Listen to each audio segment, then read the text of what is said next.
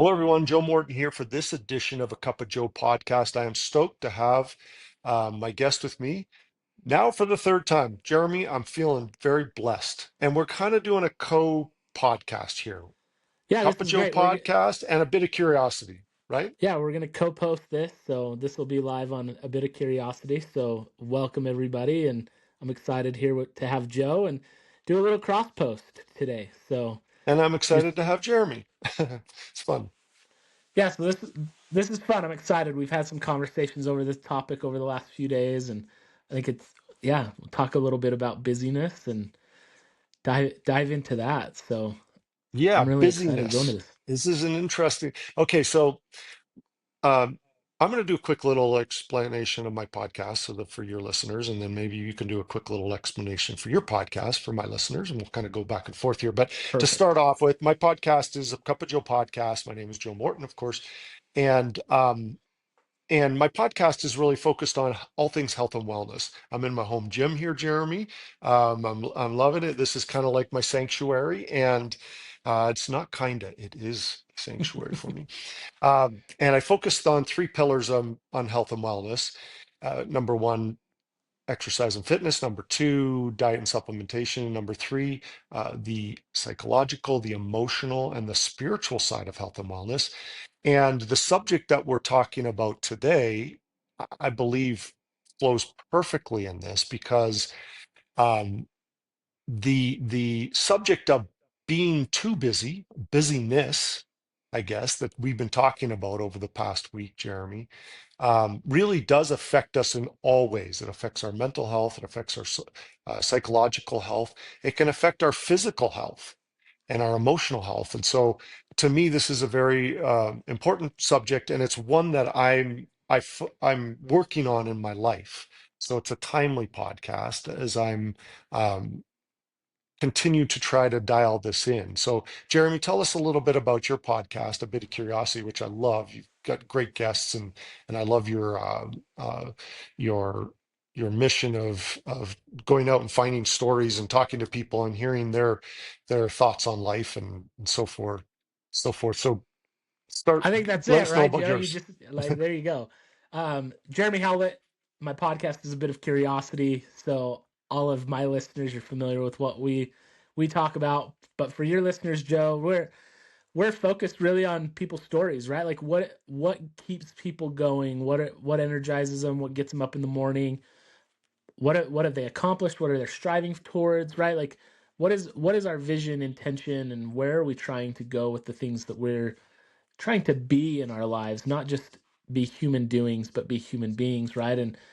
And so I love to dive into these different stories of what creates and makes people who they are from all walks of life. And there are some that are highly successful in business, but there are also other individuals that are just great moms and dads, or individuals that are trying to do great things. So excited to be able to do this cross post today, Joe. This is awesome. Yeah, it's wonderful. So, busyness. This is uh, we can be too busy sometimes in life, so busy that we keep ourselves so busy. And I find that if I'm keep myself too busy, it's almost like I'm trying to avoid being alone. Being alone in life, I don't know about in life, but being alone in my head. Because life has become so busy. We literally, like, what's it like? Let's walk through a typical day. And I'm not saying it's yours or mine or everyone, but I think all of us as listeners will probably be able to relate to one degree or another. What's life like? We wake up with our phone. Um, we turn on our phone and immediately Bing, bing, bing, bing, bing. We start getting texts, we start getting WhatsApps and telegrams, and we start social media starts kicking in. Maybe it's a news feed. I don't know, whatever we have going, depending on the notifications as well that we have. It could be just like overwhelming, just hitting us from all angles. But it's a constant busyness. And then what do? We take our phones. I'm not saying that you're all doing this or that but we're going to take our phones. We're gonna take them into the bathroom. You know what I'm talking about, Yep. everyone. We're taking it into the bathroom, we're taking them into the shower, we're watching or listening or both while we're shaving, while we're brushing our teeth. We take it down to make breakfast. Sadly, oftentimes when we're around our loved ones in our own household, we're buried in our phone while we're eating breakfast before we race out the door and race into life. And oftentimes, you staring at our phones while we're walking to our cars, while we're walking on the streets. You get my point. It's just all day long. And I'm not trying to say the phones are bad. I'm not trying to say social media bad, or that's not my point. That's not what I'm trying to say, although we could make an argument some of that.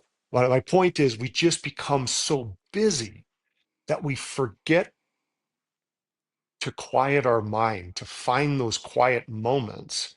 And then when those opportunities come, we almost don't even know what to do with ourselves, Jeremy. Would that be a correct way of describing it? Like, we don't even know how to be quiet anymore. We don't even know No, how to be silent. We don't even know how to sit with our loved ones and have a conversation, have a breakfast or a lunch or a date night or whatever it might be. yeah, I think like there's a lot that we'll get into today, right? But a lot to dive into. But what you just laid out is the consumption of content, right? We're always consuming. And if we're always consuming, then we're not creating, right? We're not giving ourselves time to be in our own mind, to calm down, to settle, to just find this doing nothing, right? Like um I I heard recently somebody call Japanese term mui, right? Like nothing doing. And just this concept of are we taking time in our day? Are we meditating? Are we walking without a podcast, without an audiobook, without music, right? Like or going on a run without those things, right? Like are we doing those things or are we trying to just always be consuming content, right? And I think the consumption God, don't get me wrong, right? Like we're on a podcast, we're hoping that you consume this content, right? Um, but and audiobooks and reading books and all of like the news, even to some extent, right? Like, there's value in all of these things for sure. But the challenge is that so often we get swallowed up in these things. Social media apps are inherently designed to be addictive. They are designed to keep us in their ecosystem, right? Because the more that we're in there, the more ads we see and the more we buy and the more money they make, right? So they want us in that ecosystem.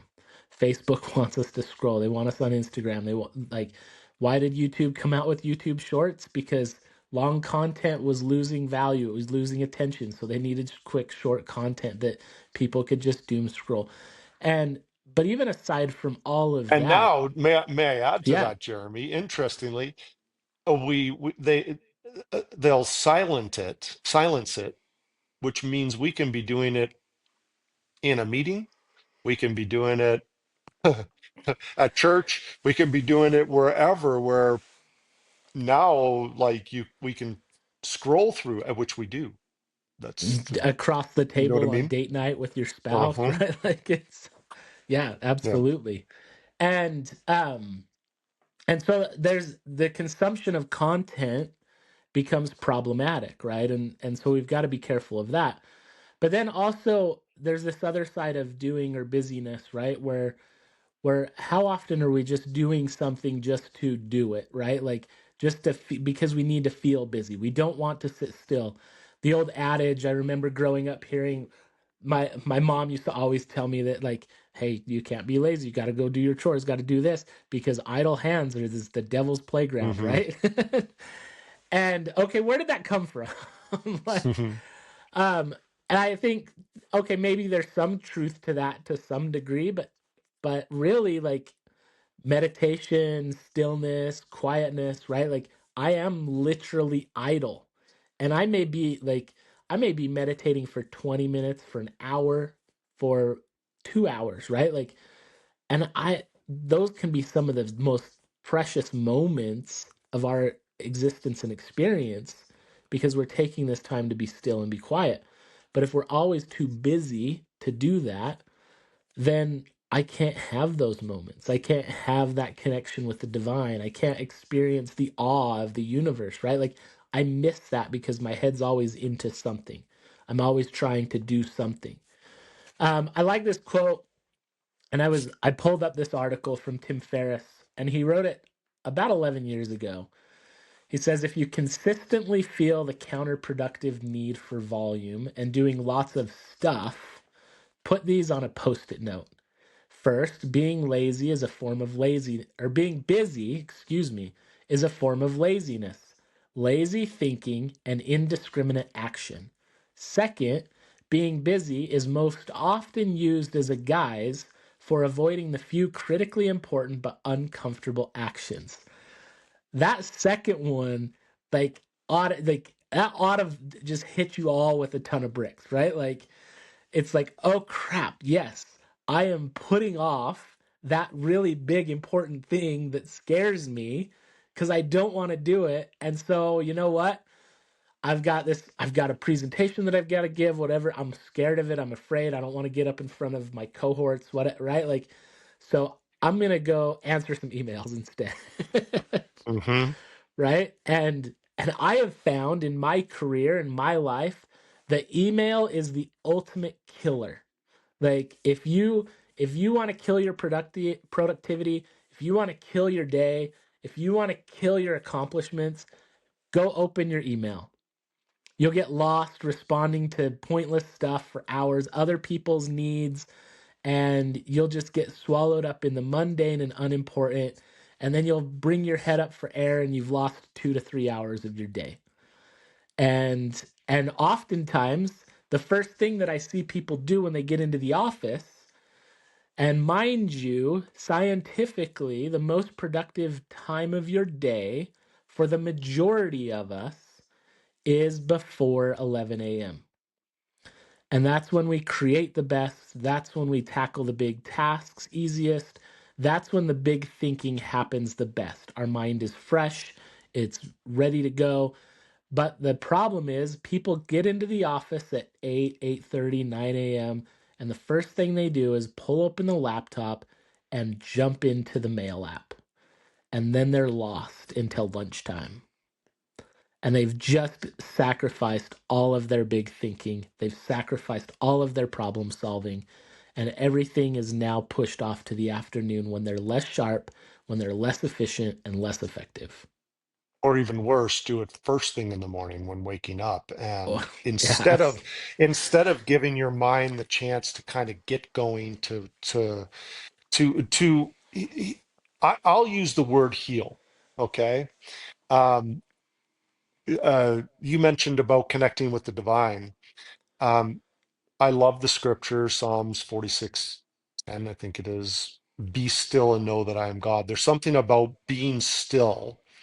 So let's talk before the office now, because you're completely right. But even before that Yeah. office time or before that work time, there's something valuable and so precious about just stilling our mind. And there's not one thought leader from thousands of years ago to today that won't say the same message, basically. And whether, a person might not believe in God, but be still and find peace, let's say. Be still and know that I'm God. Be still and just find peace. Deepak Chopra, Dr. Deepak Chopra says, and I've heard it from Edgar Tolle as well, that, and I'll paraphrase it because they both say it in the same kind of way, but healing takes place in the gap between our thoughts.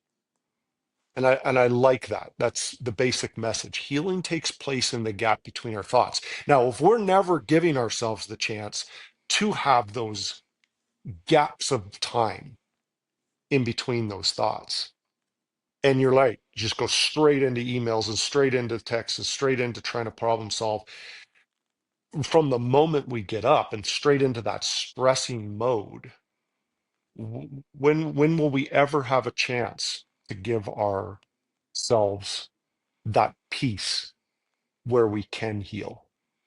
And that's really what's happening when we're meditating the way you described, or it's in the prayer form of prayer, or in the form of going into a cold plunge. where people are like, "Whoa, it's so healing." Well, it's healing because you can't think of anything else other than being in that cold plunge at that moment in time, and you're just like, "What?" And even if it's 30 seconds, Jeremy, even if it's a minute, it's healing because, wow, like I just went silent for a moment. I didn't let any of these the monkey brain of ours, the chatter going. We just had silence or stillness, you know. Yeah. You and I love that psalm, right? And looking back at the Old Testament, I think I read this recently. I can't remember who it was that pointed this out to me, but it was in a book that I read recently and talked about the going and stopping, right? And oftentimes in the Old Testament, God would command the people to do something, but then he would follow it up with be still and know that I'm God, right? Like be still, see the hand of God, right? Like stop. And I think we get so caught up in our lives of going, going, going that we fail to stop and be Hmm. still and let things start to reveal themselves, right? I've I shared on one of your recent podcast episodes, right? And I've talked about this a lot. I've read Michael Singer's book, The Surrender Experiment, twice now in the last Mm. really probably the last 5 weeks. And because I'm really trying to incorporate that into my own life and looking at, okay, how can I surrender more?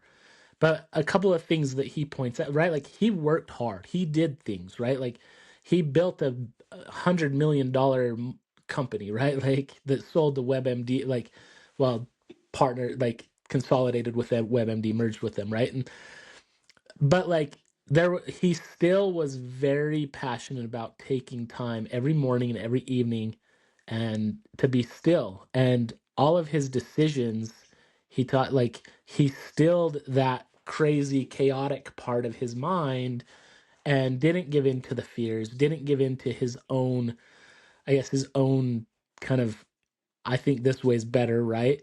But gave Hmm. in to what the universe was presenting him with, and because he was able to still his mind. And if we don't still our mind, then we're being tossed about, right? Like on this ocean without a rudder or a sail. And at the end, does it really even matter where we end up? Because we're not going to end up where we really want to because we're just being tossed freely. And I think a Hmm. lot of busyness starts very down deep with vision and desire. If we lack vision and we lack desire, we don't have a definition of what success is, then we start to just fill our day with whatever comes and whatever we can be busy doing. Because then we feel like, okay, then I'm productive because I'm doing something. But that's the antithesis of productivity. Just doing something to do something is not being productive. And if we look at it from a standpoint of health and wellness, right? What are oftentimes the first things to go when we feel like we're too busy? First, it's probably our own mental wellness. Second, it's probably our physical wellness. Third, it's probably our closest relation. Well, maybe our next distant relationships, our neighbors, right? Friends. And then it's probably our close relationships, our children, our spouses, right? Like our siblings, etc. And those things go really fast in short order. And because we're too caught up in mundane tasks that really aren't taking us anywhere because we haven't defined what is success to me. Hmm. So what I was thinking about while you were talking just now is we can get so busy as well. I'm going to add to this. We can get so busy that we forget what's most important too. Like there was that um there's that study done in the 70s, Princeton University. I think it was a bunch of seminary students, if I'm getting this correct here. A bunch of seminary students, and they were given a task to give a sermon on the Good Samaritan. And they and this was set up, of course. They're setting this up to see there because they're doing a study on this. So they give they all left from different areas, I guess, on the campus. And one group then, but every one of them, they had three different groups. Number one, there was no hurry for them. They just knew that they had to get to a certain spot to give this sermon They on were the Good told, Samaritan. yeah, they were told where they needed to be, and they were told you've got plenty of time to be there, right? Like you, there was Mhm. adamant amount of time. Yes, and then the second one, they were a little bit hurried. They're like, "Well, you got some time, but you got to rush get over there, but you're not, it's not urgent at the moment, but yes." And then the third one was, "Boy, you don't have much time. You got to get there right now so you can give this sermon on the Good Samaritan." And what they didn't know is each of those groups had a person that was, I guess, acting like they were in distress, laying on the ground, looks like they were not able to move. What are the people going to do? And that's interesting because this is a group that's supposed to do um, a sermon on the Good Samaritan, which the Good Samaritan is basically you find someone on the side of the road and they're in distress. Are you going to stop and help them? And what were the statistics? It was something like Well, the first uh, group was 60% stopped, um, 60%. which is And they had all the fascinating to me time. that They they had had all the all the time to time be and able you to do it. still had Yeah. 40% that didn't stop. Like, Hmm. what was the second group? I want to say the Uh, second group was probably flipped of that. It was probably 40% stopped, something like that. I don't remember and exactly.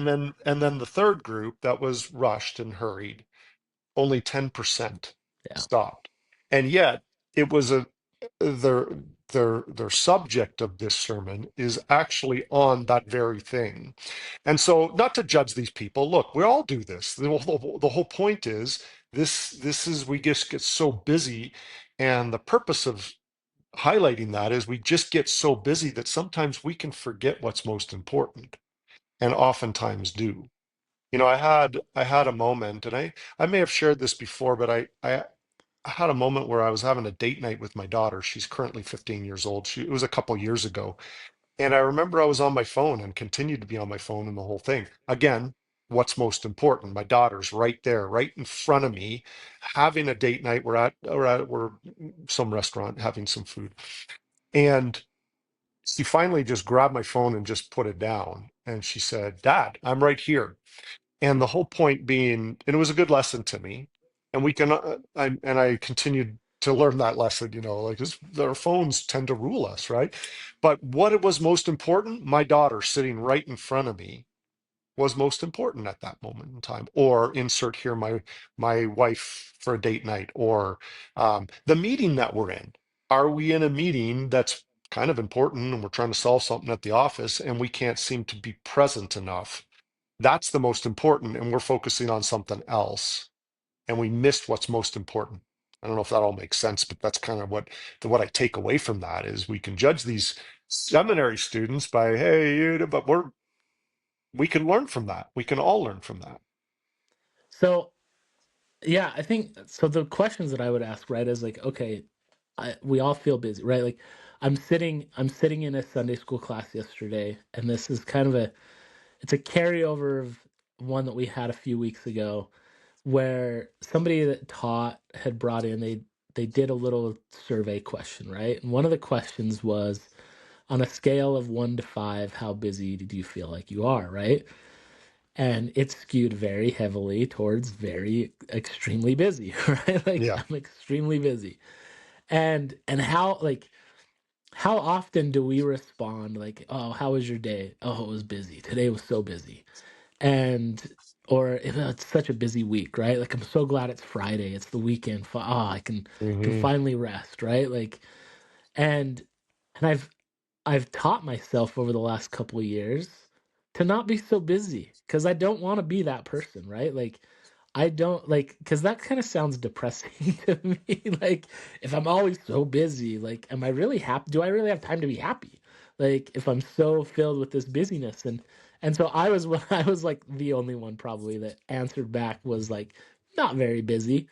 Like, okay, yeah, do I do a lot of things, right? Like, am I working on a lot of things? Yes. Like, do they keep me busy? Yeah, but am I really that busy?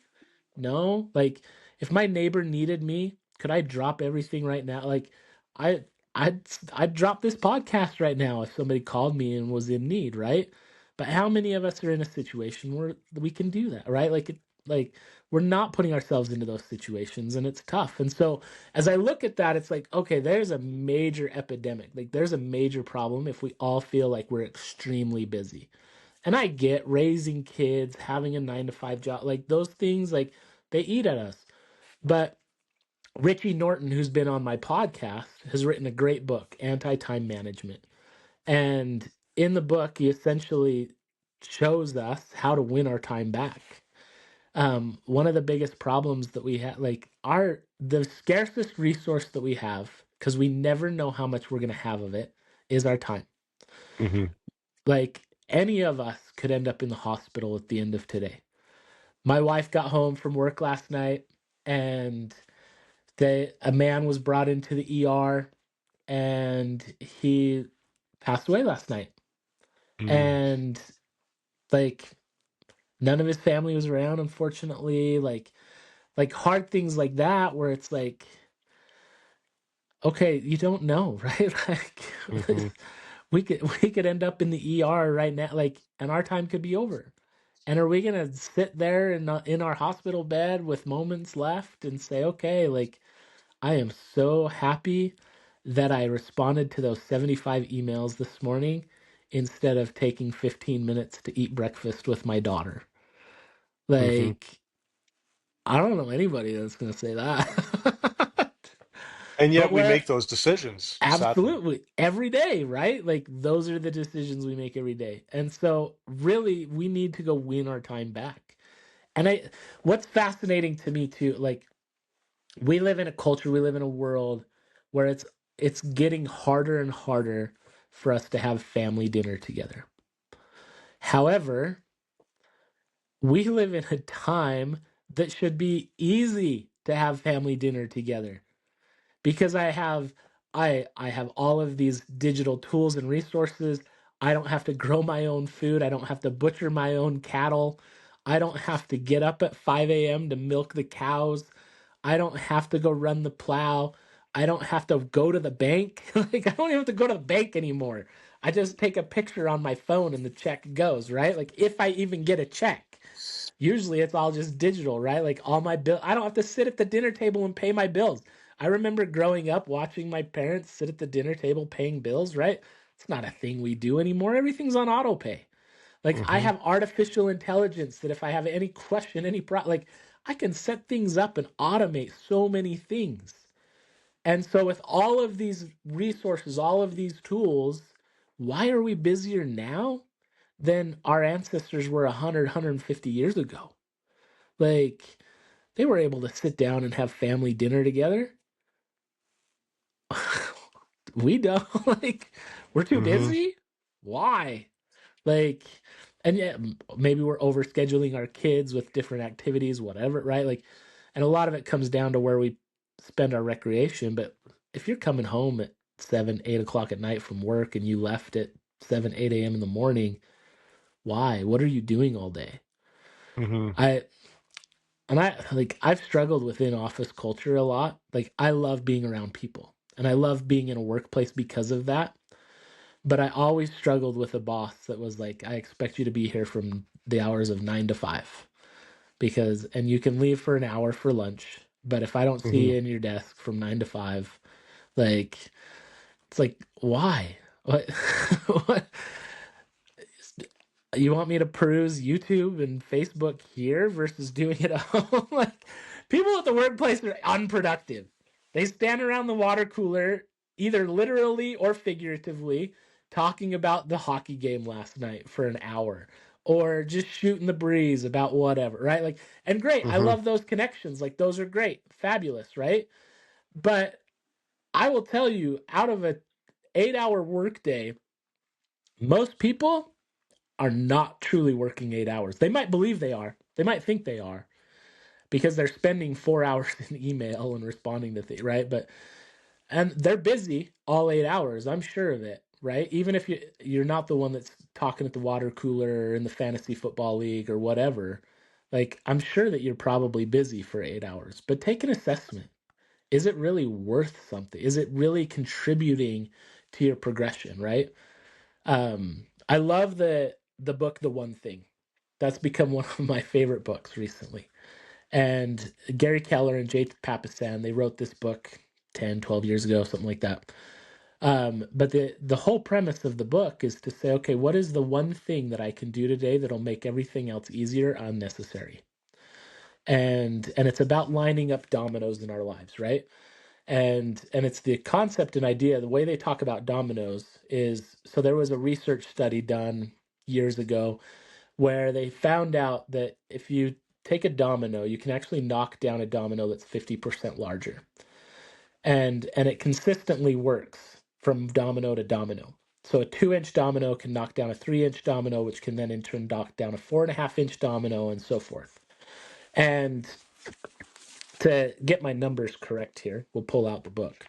But I think the 57th domino is the distance to the moon, I believe. Let's see. That would be a really cool domino. That would be a really Right cool to the domino. moon for me. Then But we wouldn't have to go, like, get on a spaceship to go there. Just we jump could on the domino we and could just walk there. absolutely just climb the domino, right? Let's put some climbing holds on it, right? And That's right. just rock climb our way to the moon. Um, oh man, where's their diagram? Come on. Okay, well, but essentially, like if you think about 57 dominoes being able to go that far, right? Like that's not a lot of dominoes. Like, and Adds so up real fast. if we look at our life, right, and the things that we're trying to accomplish, are we setting out our big domino? If we don't have a big domino, if we don't have a priority, then that's where we get stuck. That's where we have a problem, right? Because without a priority, here, okay, here it is. Yeah, so it is the 57th domino. So I'll share this on the video here. But Wow. essentially, the first domino is a 2-inch domino, standard domino. The 18th domino will knock down the Leaning Tower of Pisa. Then the Wow. 23rd domino is the height of the Eiffel Tower. And then the 31st domino is actually 3,000 feet above Mount Everest. 31 dominoes. That's a month worth of dominoes. Wow. And so, what can we accomplish within a month if we set our dominoes appropriately, right? The problem is we look at something, right? Like health and wellness, right? Like, okay, this year I want to run a marathon. That's what I've set as my goal. Though I kind of agree with Ryan Holiday and don't set a marathon as your goal, set becoming a runner as your goal. Because it's about who you are versus what you accomplish. And I think those are big designations that are really important in being less busy and achieving greatness, achieving what we can truly become is setting out to say, okay, I am a runner or I run marathons, right? Like I am statements, right? Like it's the law of attraction, it's unlocking that true self, right? It's that reticular activating system, like re-energy, like reorienting that, right? Like all of those things, right? Like these I am statements. And so becoming a runner is different than just running a marathon because how many people set a goal to run a marathon or half marathon and they go and they do it but then they stop running. They get burned out. They don't run anymore, right? Like I Hmm. set a goal years ago to run a 50 mile, right? I did the Zion Traverse. It was the hardest thing I've ever done. It was the most pain. It Hmm. was tough. It's not easy. Yeah. Most slog fest. Climbing up and out of Kolob Canyon was brutal. Like at like 1 in the morning, it was rough. Um, I haven't run very much consistently since then. Because it kind of burned me out because I set that as my goal, right? Like it was my goal to run this event. And so I didn't necessarily train as well as I should have for it and I've just kind of been burned out since then from running and now just in the last probably 6 months I've been able to get back into it because I'm changing my approach to it where it's not like okay I'm gonna run an ultra or something right like I'm gonna be a runner right like I'm a runner and that's Hmm. okay. But I think it's changing who we are versus achieving what we want, right? And so whatever our domino is, I would say try and align your domino with something that you are being, right? But that defines success. And so if in 31 days I want to be a marathon runner, and maybe you might need a little more time than 31 days, but let's use 31 days, right?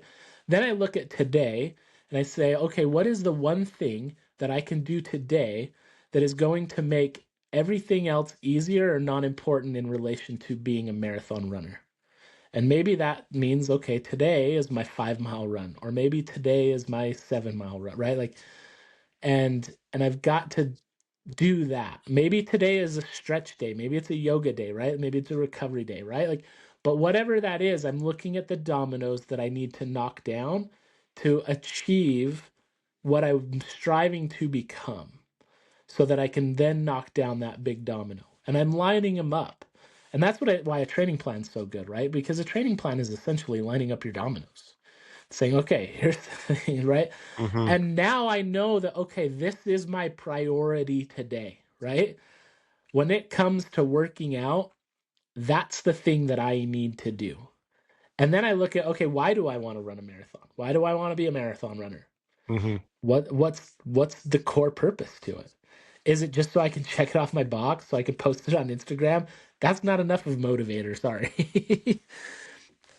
But is it because I want to be healthier? I want to be around for my children. Maybe I want to go do it with my daughter. Maybe I want to, like, maybe it's something that we want to go out and do, or maybe it's something that I want to share time with my spouse or my friends, right? Like those things, right? Like, what is the deeper desire that's going to change it? And it could be as simple as because I want to be healthier and enjoy every day. I want more energy, right? Like, but it's got to have some deep tie that's emotional to your vision. What is my why? That's a great point that Jeremy brings up, that you bring up, Jeremy, because that takes some work. And each day we can sit and look at our day and say, okay, what are the true priorities today? And in the different areas, you mentioned that of health and wellness, and maybe that's the person's goal is to run a marathon by X date at the end of the year. Great, excellent. That's one of your areas of priority that you have to make because that's your health and wellness, and that should be a priority. I'm just going to say, everyone, well, we can make all the money in the world, but we need to have our health and we need to have our health and wellness, um and so, but then there's other priorities, work priorities, there's priorities of family. And if we can make sure that we hit those priorities on a daily basis, that's going to help us um, with the just the busyness of life, and we can kind of push through those. Is that what you're trying to say, Jeremy? Because that's what I'm taking from that, because that's a very important part of my daily routine, frankly. Yeah, absolutely. And I think it's important to denote, and Gary Keller points this out in the one thing is that priorities that's a new term. That's a relatively new term. The original is priori from the Latin, right? Meaning the most important. And so priority is the most important, right? There's no such thing as the most importance. We can't do we've got to stop multitasking. Like if we're thinking that we're being productive by multitasking, we're kidding ourselves. Because it's not possible. You cannot effectively multitask. You have to focus on one thing. And so you have to set a priority, right? So my priority for my morning, right, might be related to my goal of marathon, right? Or it might be related to my wanting to be more mindful, and so it's meditation. Or it might be time blocked in such a way where it's like, okay, I'm going to get up at 6 a.m. and that first hour is my workout, right? That's my hour long run. So that's going to knock off that one. Then when I get back from my run, I shower, I get dressed, whatever, 15 minutes. Then my next priority is prayer and meditation. And that's my priority at that moment, right? And so time blocking, I think, is a great way to help us meet our priority for that moment in time, because I can't have multiple priorities at one moment in time, right? Like Because again, right? Like your example with your daughter on the date, which I think is the phenomenal example. I love her for being as bold as saying, Dad, I'm right here. You were trying to make her the priority as well as whatever work emails or work stuff or whatever you were trying to do on your phone, right? So you were trying to say, okay, these are both my priority at this time. Well, were they? No, No, no. she became secondary because the phone became priority. Whatever was going on the phone became priority and she became secondary. Until she said, "No, Dad, I'm the priority. We're here. You took this time out for me. Take the time actually." Hmm. And that's what we need to do to win our time back is we need to say, "Okay, what is the priority?" Hmm. Like this morning, I'm in the midst of prayer meditation and I get a phone call. And it's kind of like, okay, do I answer that call? Because it could be somebody with work or with project or whatever. Nope. I press the button on the phone on the watch to silence that, stop the vibrating, because I am in the midst of the priority at that moment. I can call them back later. They'll still be there. And if it's a big fire, they'll call me again right away, Hmm. right? Like, Hmm. or they'll figure out the solution. But time block your priority for that moment and then say, okay, this is the domino that I need to knock down. This is the one thing that I need to do during this window that is going to make everything else easier or unnecessary. And I personally like that moment in the morning. Just just saying that I like that. I like to get up early enough where it's quiet in the house, dark at this time of year. I mean, it is just pitch black, and so I've got my dog Blues is usually sitting next to me, um, and I'm just able to prioritize the day and say, okay, I need to accomplish these things today. These are my priorities. And it's a form of meditation almost because you really do have to think about it. I have to think about it, and say, okay, this is what I'm going to accomplish today. And well, this one, if it doesn't happen, that's okay. That's part of the priorities. I can say, well, if it doesn't happen by the end of today, well, I just push that one to tomorrow, but it's going to be on my list. It's just kind of down further on the list.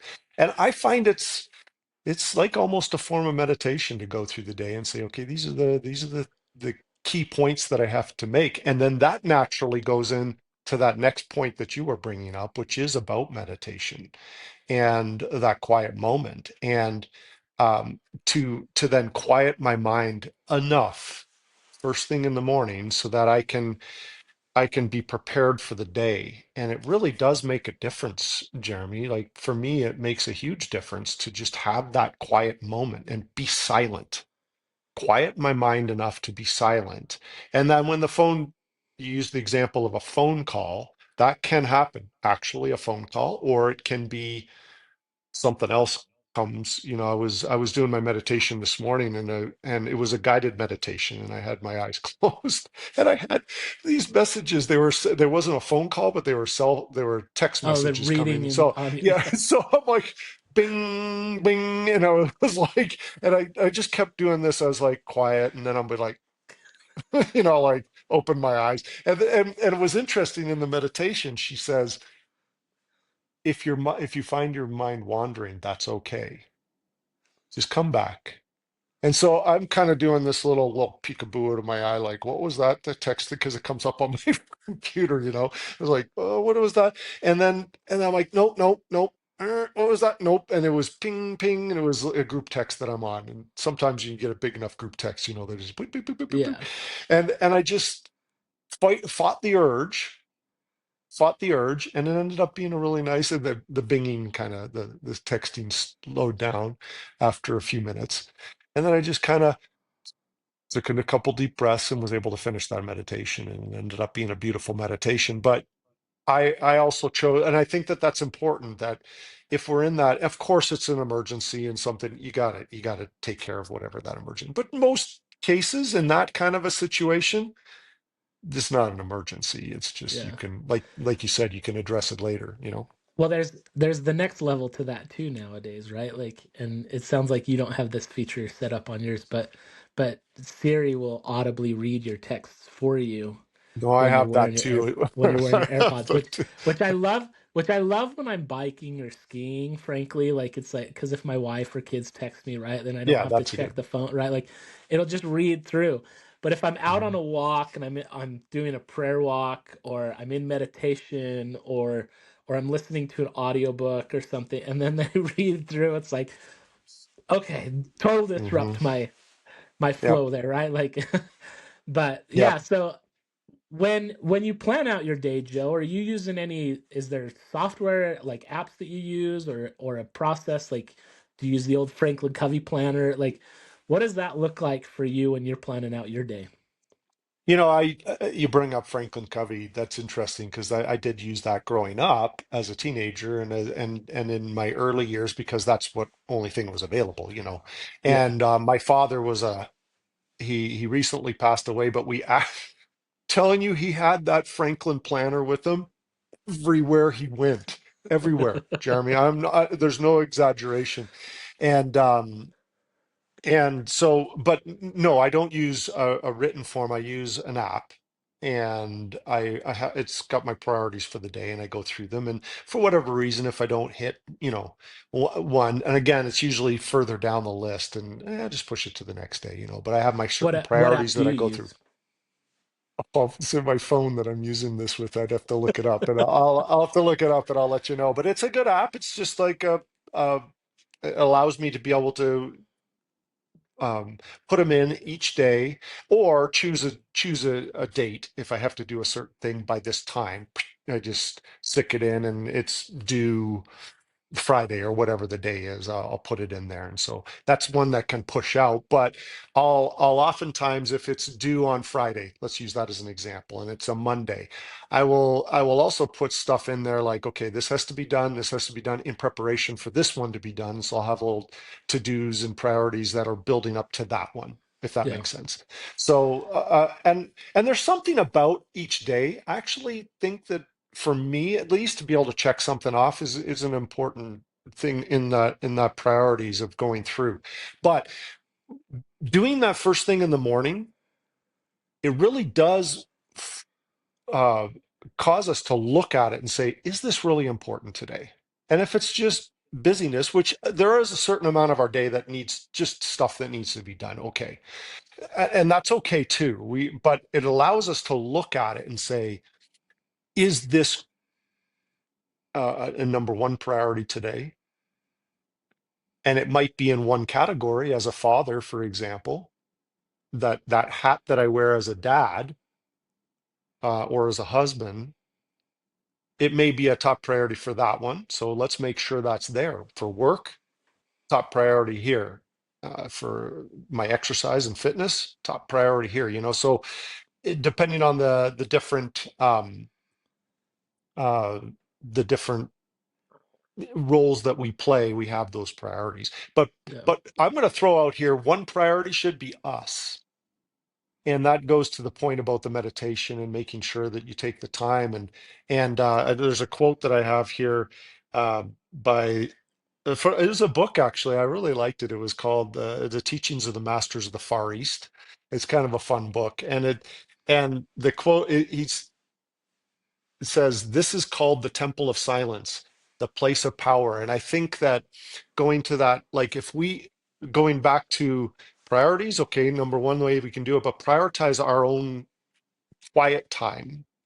And if we have to schedule quiet time, then schedule the quiet time because that is healing. That temple of silence, the place of power. I like how they put that. The temple of silence. So where's our silent temple? What are those places that we're finding those? And that could be all over the place. It could be in the mountains. I mean, it could be that quiet first thing in the morning time.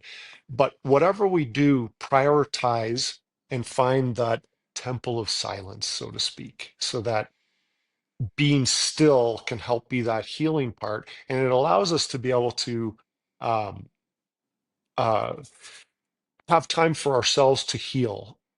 And I believe those silent moments, there is healing that takes place in them. And so I think Abs- prioritizing our silent times, our quiet moments, I think that that's key. Absolutely. I completely agree, right? And along with that is your physical wellness, right? Like make sure you whether you lift weights or you go on a run or you go on a bike ride or you just get out and walk a mile or two, right? Like make sure that you're getting some type of physical movement because you can't accomplish the other things in your day if you're not mentally fit or physically fit, right? Like it makes it Hmm. very hard to do the other things that you want to do or that are required of you, right? And so those things are important. I think going back to kind of productivity, right? Whether you plan out your day in the morning or the night before, I've heard it both ways. I've tried it both ways. I'm still not exactly sure which one works best for me Or both. personally, Just do or both, because both. Yeah. sometimes you go to sleep and you wake up, you're like, oh, I needed to do that. So Yep. review. It's okay to do that. Absolutely. But make sure you make time to review your day, right? I wrote down a list of 5 things here that I kind of wanted to just touch on as far as like, okay, how can I avoid being too busy? Um, one was time block your day, which we talked about, right? I Hmm. use an app called Structured. This is not sponsored. This is just the one I use, right? And I really like it because it allows me to go ahead and they have a nice AI feature where I can kind of tell it, hey, these are the things that I want to accomplish today, and then it'll block them all out, and I can say I need this much more time for this or whatever, and then it'll put everything in, and it syncs with my calendar, syncs with my reminders app on my iPhone, right? Like, and so that's nice because then I can see my day and okay, here's the empty windows. What am I don't need to necessarily fill them, but how can I use that time wisely, right? Is that a time when I can pause, a time where I can just go drink a glass of water or a cup of tea or something and sit and just ponder? Hmm. Or can I go for a walk or what, right? Like, but time blocking my day, focusing on priority, right? Within each of those time blocks, have one thing and do that first, right? I love the old Coveyism, first things first, right? I remember, and this is I think Covey talks about this in Seven Habits, but I remember in a Sunday school lesson as a kid, the teacher coming in with rocks and sand and whatever, and I'm like, what is Hmm. going on, right? Puts a jar down and says, okay, now pour in the sand, now put in the rocks. Okay, how many of these big rocks can you fit in? We could only fit in like one of the 5 big rocks, right? Like it Hmm. didn't work. And he's like, okay, well now let's try it this way. Put the big rocks in first, then the medium gravel, and then pour the sand, and it all fit, right? If we fail to do the big things, we're going to miss out on the most important things, right? Because Hmm. we're caught in the thick of thin things, as Covey says, right? Hmm. Covey uses his quadrant theory, right? Important, necessary. What is it? Important and urgent, important and not urgent, not important Hmm. but urgent, not important and not urgent. I've tried it. I can't follow. It's too complicated for me to start throwing everything in those lists. But I think if we think about it mentally, right? Like if it's not urgent and not important, probably I shouldn't spend time with it, right? If it's urgent but not important, let somebody else deal with it. um, and so focus on the other two, right? Like those should be your priorities. The other thing I wrote down is delegate tasks. There's a lot of things that you may be trying to take on that you don't need to do. You can delegate it to somebody else and trust that they'll accomplish it, right? Um, I remember working in a job where the creative director always wanted to lean over the shoulder of the designer and get and kind of show him how he should design. And it drove me nuts because I was like, this designer's really good. He's paid to design. He doesn't like you're wasting your time leaning over his shoulder. Like my designers would come to me and ask me for feedback, and I'd be like, "Yeah, it looks great. Like you're the Hmm. designer. You did great work. Like I'm not gonna nitpick everything. Like if something is completely off or whatever, right? Like, okay, I think we should make this tweak. But for the most part, you pay people to do these jobs, let them do them, trust them to do them, and delegate those tasks. And then the other one is avoid email.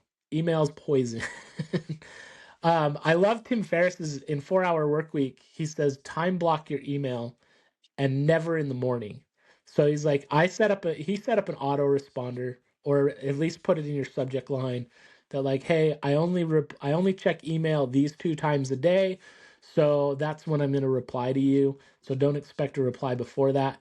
If this is urgent, then you can reach out to my secretary or whatever, right? Like, or if it's really, really urgent, then you know my phone number. So, Mhm. um, and if they don't know your phone number, then it's not urgent enough for them to call you because they aren't that close. Mhm. But email can become poison because you can get locked into it. And so I love the idea of saying, okay, I'm only going to check email at 11 from 11:45 to noon, and then again from 4:30 to 5. And Mhm. those are the only times I'm going to be in my email. Um, One of the things that I would do, that I would highly recommend people do is don't ever send people email before 10 a.m. because they, especially if you're their boss, because they feel obligated to respond to it. And now you've taken them out of their flow and out of their moment of creativity. So never send an Mhm. email before 10 a.m. and never send email between 5 p.m. and 8 a.m. the next, well, really 10 a.m. the next day, right? Um, because schedule your emails. If you're going to reply to people at 4:30 and it needs to be replied that day, go ahead. But if they don't need to get that response till tomorrow sometime, schedule that email. Almost all your email apps now will let you schedule an email to send later. And so use the send later feature because people feel obligated to reply to email. And if they get an email from you because you're sending emails at 8 p.m. at night, now they're going to get that ding and they're going to feel obligated to now step away from their family and go reply to your email. So do your employees, do your coworkers a favor and schedule your emails to be sent within windows when they can respond and step away from their creative flow. Mhm. So if you're running a startup and you're in the middle of a hard heads down tech session and what, then go ahead and Slack and email all night long if you need to, because you Mhm. know they're in it, right? And you're solving problems and Mhm. you're going through that. I get it, right? Like that stuff has to happen at times. But as a general rule of thumb, I would say never send an email between the hours of 5 p.m. and 10 a.m. the next day. And definitely Mhm. never on the weekend. Mhm. Mhm. So those I are like things that. that I've found to help my productivity and help me feel less busy is being able to find those things and implement those into my daily routine. Mm. Mm. I like that. I like that. Something that I would add that I'm been working on, um, because whether this is in a work environment or whether it's you're at lunch with a coworker or family member or whatever, I try to put my phone down or away entirely so that I can stay focused on the present moment, and the present moment being that work meeting that clearly something I need to be in because I've been invited to be a part of that, or the time with family, or because the phone doesn't care if you're in a meeting or not, and the phone doesn't care if you're at a lunch appointment or whether you're with your significant other, your kids, or whatever it might be. Your phone doesn't know that. Just turn it over and or silence it, make sure it's silenced, um, and tuck it away, and then just resist the urge to jump in. There are certain circumstances where I will be, and my daughter will call over and over again, and I'm like, and usually people, I'll explain, hey, would you mind if I take this? I want to make sure everything's okay because she still doesn't drive on her own yet. But the point being that um, that we stay, and that's one of the messages is be present, and that helps us be less busy, if that makes sense. Being present makes us be less busy because then we're not just racing after whatever interruption we're getting. We're staying present and in the moment. Absolutely. And there's, again, go back to technology, right? Like there's a lot of tools that we have at our disposal to be able to help ourselves increase our productivity. And I find it fascinating. You talk about the phone thing, right, in meetings and whatever. It's now, apparently, it has come out that it is proper etiquette in a business scenario that if you're at a business dinner or business lunch, to put your phone down on the table face up so that everybody Hmm. can see when you get a business call. For me, I'd stick that in your pocket. Like, you don't need that. I Like, think I feel the opposite. I feel the opposite because you're showing the person, whoever's on the other side, whether it's a family member or whether it's a business meeting or whatever, that they're the number one priority. absolutely. Yeah. Yeah, I agree with that, right? Like, I don't like the new etiquette. I'm not a fan of it. Mhm. Um, the other thing is if you're on an iPhone, I'm not sure with Android. I'm sure Android has similar things, but if you're on an iPhone, set up your focus times. Your focus times can be automatic based on, like, if you have a meeting, like whenever I'm in a meeting, it automatically turns to work mode. And so I only have certain people that their calls will come through if it's in work mode. And it's pretty much my wife and kids, because if they have to call me Mhm. at that time, it must be urgent. They know that okay, just call dad if it's urgent. I have Mhm. bedtime mode so that I don't get dings while I'm sleeping, right? Mhm. Um, and then do not disturb if you need complete silence, right? Like if you need to just, okay, I need 30 minutes to just be present and be in meditation or what, use your do not disturb, right? Like, but you can set it up so it's automatic in a lot of cases, either by time or it's smart enough with Apple AI where it can learn, okay, this is the work meeting because they use this email on this calendar, right? Like, and it'll put you in the right mode. And that helps alleviate a lot of those unnecessary distractions as well. So, Mhm. sometimes the family group chats get a little carried away, as, as you mentioned, Joe, right? Mhm. Um, but I think, like, before we kind of wrap this up, and you probably have a couple more things you want to cover, Joe, but I want to hit on a few things that. So I referenced Tim Ferriss's blog article from 10 plus years ago, but I really like what he points out, and I'm going to run through each of these. I think he's got 7 points here. Um, oh, sorry, it's 8. But I just want to hit on each one of them really quick because I think each of these help us increase our overall productivity. One is wake up at least an hour before you have to be at a computer screen. Again, email is the Love that. mind killer. Two is make a cup of tea. It doesn't have to be tea. Maybe you just I'm a huge fan of drinking a glass of water right when I wake up because our bodies, we lose moisture while we're sleeping, right? Like let's replenish that, hydrate, Mhm. right? Glass of water right before we wake up. I personally have gotten into just cacao in the morning, so I drink like steeped cacao essentially and so that's my morning. Sit down with a pen, pencil, and paper, so going to paper, not necessarily the computer. Write down the 3 to 5 things and no more that are making you most anxious or uncomfortable. Um, they're often things that have been punted from one day's to-do list to the next, to the next, to the next, and so on. Most important usually equals most uncomfortable. So write down those 3 to 5 things that make you most uncomfortable. 4 is for each item, ask yourself, if this were the only thing I accomplished today, would I be satisfied with my day? Again, kind of going with that one thing, right? And then will moving this forward make all the other to-dos unimportant or easier to knock off later? Very much the one thing, right? Like, does this one thing make everything else easier or unnecessary? 5, look only at the items you've answered yes to for at least one of these questions. Block out at least 2 to 3 hours to focus on one of them for today. So I like this pattern of saying, okay, these are the things that I've really kind of pushed off because I'm kind of uncomfortable with tackling these tasks, right? Maybe you've got it on your to-do list to launch a podcast. Maybe it's to write that blog post. Maybe it's to post that image, that photo that you took last week on social media. Maybe it's to give that presentation to your boss for why you need a raise, right? Like whatever it is, it what are those things that you've kept pushing off? Write your list of 3 to 5 of those and then ask yourself those questions, right? And then okay, now put down the 2 to 3 hours today to focus on those things.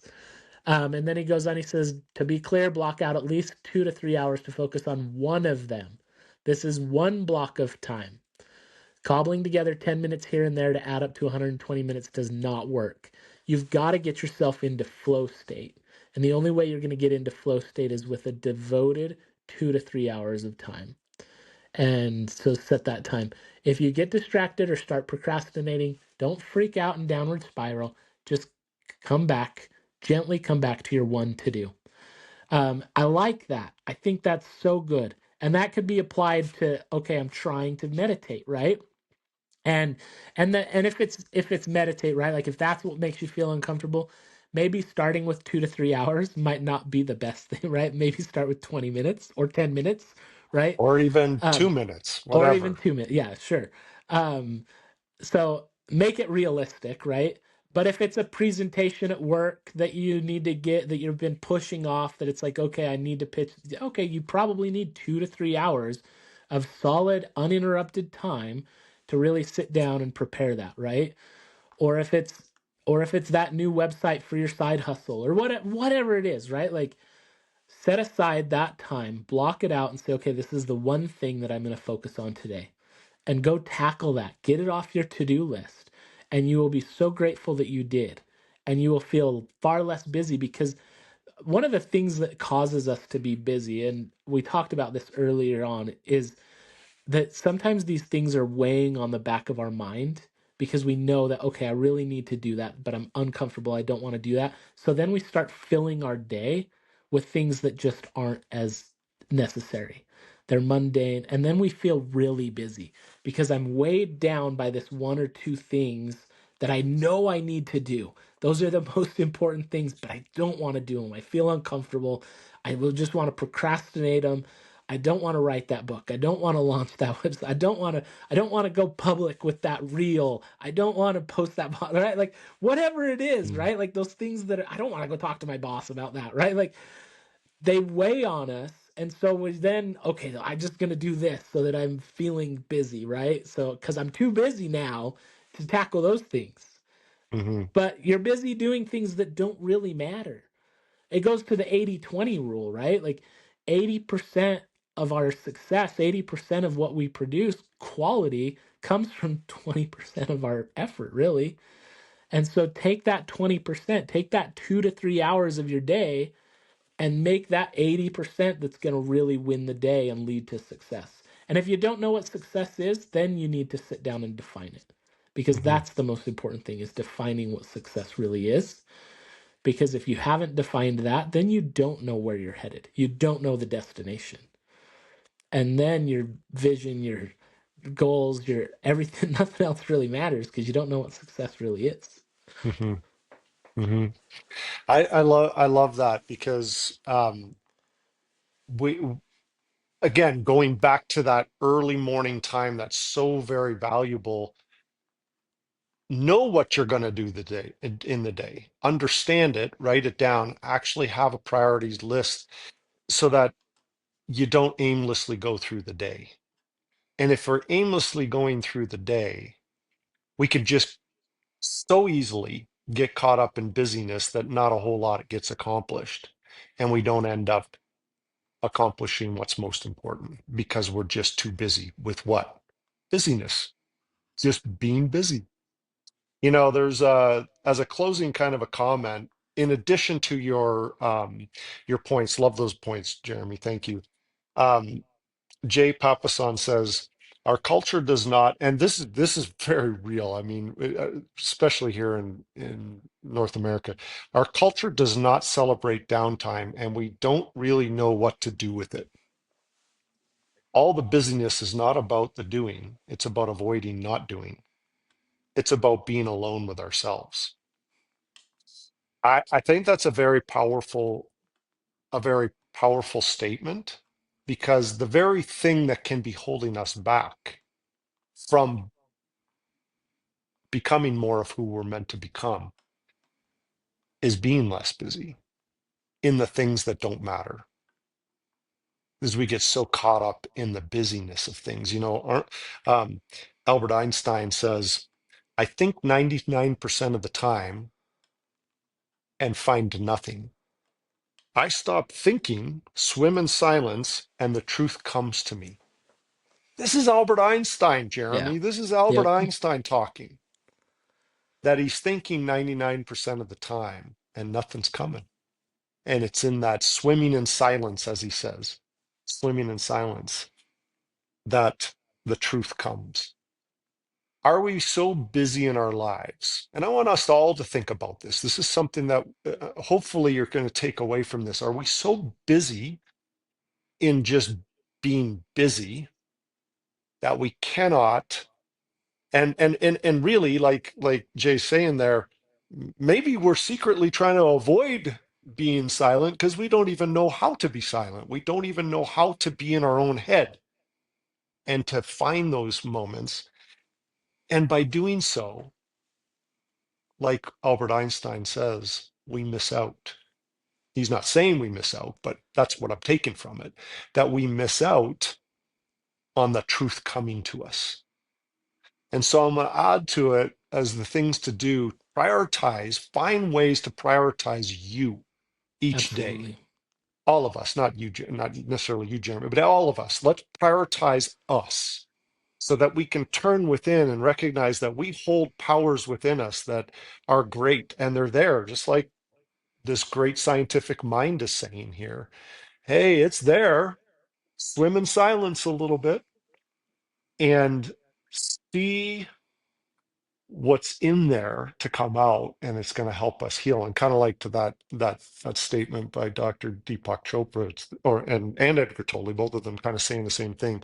It's those, it's that space between our thoughts where we can find that peace. And what a difference each day makes when that happens. And it's not just first thing in the morning, although I recommend that because I like first thing in the morning. It's quiet. You for the most part can keep in your own head for fairly, because it's that early morning time.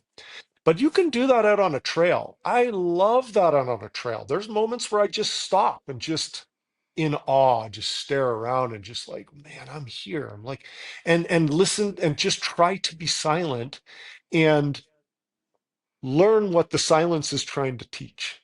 And I think it's coming down to what Einstein's saying. That swimming in silence is going to teach us something. We can learn something from it and just listen. It's amazing. It's No, amazing. absolutely. I think we can probably all think to a time when inspiration came in the shower. Yeah. The shower is a great place to receive inspiration or thoughts to come, right? Ideas will pop into us when we're in the shower. I think for two reasons. One, it's we're actually still and we're in silence, right? Unless you've got your Amazon Echo in there playing blasting music or whatever, right? But if you but it's that moment where we're just there, we're present, right? But also too, we're fully vulnerable. We're naked, we're there, we're just completely present in the moment, Hmm. right? Hmm. And I think those two things combined make shower time a really powerful time for ideas to flow. But we can take lessons from that. I'm not saying necessarily go out in the mountains and meditate naked, but go find those moments where you can be still. We were having a conversation with our kids last night, and I was challenging them to make prayer more of a routine in their lives, and I brought up, I said, even when you're driving, and my 12-year-old looks at me, she's like, "What? You can't be like spiritual when you can't close your eyes. That's dangerous." I'm like, "Well, you don't have to close your eyes when you're praying or meditate, right?" Like, but I think if you shut off the music, you shut off the news, you shut off the podcast while you're driving, and just be present in the moment, you'll be amazed that you kind of lose.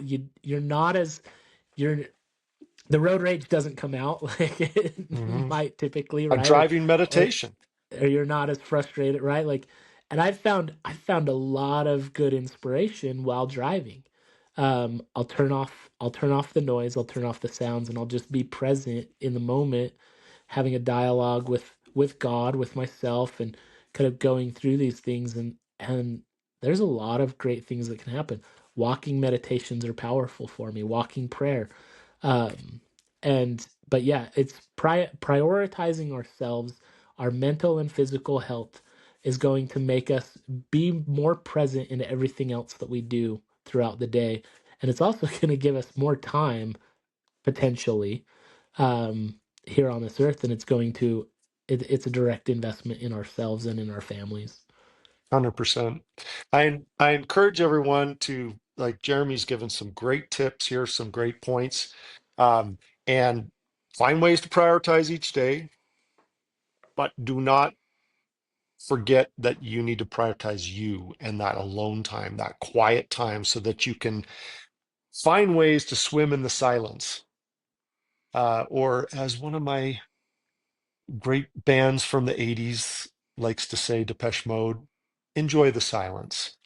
Learn to, I will add to that because there's this great song, by the way, I love it. It's Enjoy the Silence. Depeche Mode's one of my favorite bands, but they have the song called Enjoy the Silence. I will add to it, learn to enjoy the silence. Learn to find ways to enjoy the silence. So we can just not be so caught up in being busy that we cannot take the time to actually be silent, be quiet, and be still.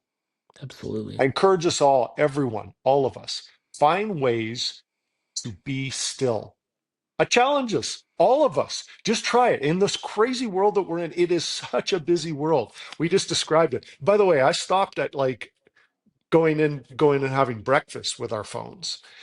Just keep going through the day, and you do your own analysis. You do your own, all of us do our own analysis of what our day looks like, and say honestly, look at yourself and our day, and say, and I do this regularly, and say, really, was I so busy today that I couldn't quiet my mind enough to have a meditation, to have a prayer, to have a moment with my wife or my daughter or my sons or anyone where I couldn't actually have that conversation? Is that possible?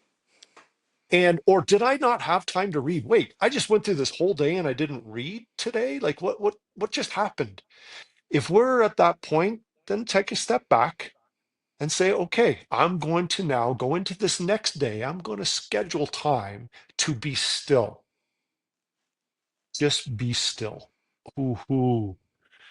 Let's not be so busy in our lives that we cannot be still and miss Absolutely. out. And I will say, if we do, if we're so busy that we can't be still and we can't find those quiet moments, we're missing out greatly in life. And then what's going to happen? And I promise you all this, you will it won't take you very long before you crave that silence and you crave those moments. You will, because you'll recognize how powerful and how healing they really are. That's my little wrap up today. Any No, closing thoughts, Jeremy, before we finish? I love it, Joe. I think you nailed it, right? Like, let's find that quiet, right? Like, Ryan Holiday, I mentioned him earlier, right? Like, he wrote a great book, Stillness is the Key. Um, and I believe that wholeheartedly. The key to any success is finding moments to be still, just as the Old Testament teaches us, right? The Psalm you mentioned, right? Like, we need to go do work, but ultimately we need to step back and be still and know Yeah. that He is God.